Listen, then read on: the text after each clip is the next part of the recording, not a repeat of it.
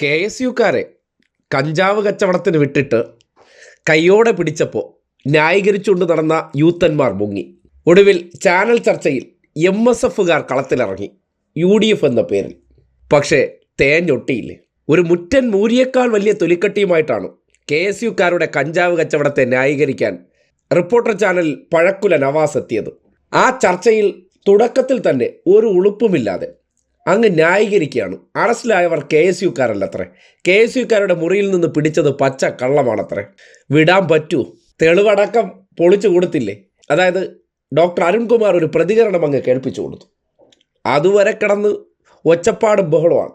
അറസ്റ്റിലായ ആകാശിൻ്റെ മുറിയിൽ താമസിച്ചിരുന്ന ആഷിക്ക് ആരാണ് ആകാശ് എന്ന് വെളിപ്പെടുത്തുന്നതോടുകൂടി കാറ്റഴിച്ച് വിട്ട മൂരിയെപ്പോലെ PK നവാസ് കിടന്ന് മെഴുകുന്നത് കണ്ടു.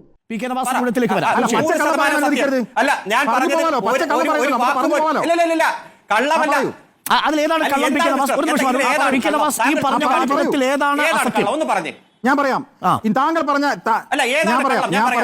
അതിൽ കേസുമായി ബന്ധമുള്ള ഏക വ്യക്തി ഞാൻ പറയട്ടെന്നേ, കള്ളം ചോദിച്ച് ഞാൻ പറഞ്ഞുതരാം. താങ്കൾ ഇന്നലെ തൊട്ട് ചർച്ചയിൽ പറയുന്നു 2 കിലോഗ്രാമുമായി ബന്ധപ്പെട്ട്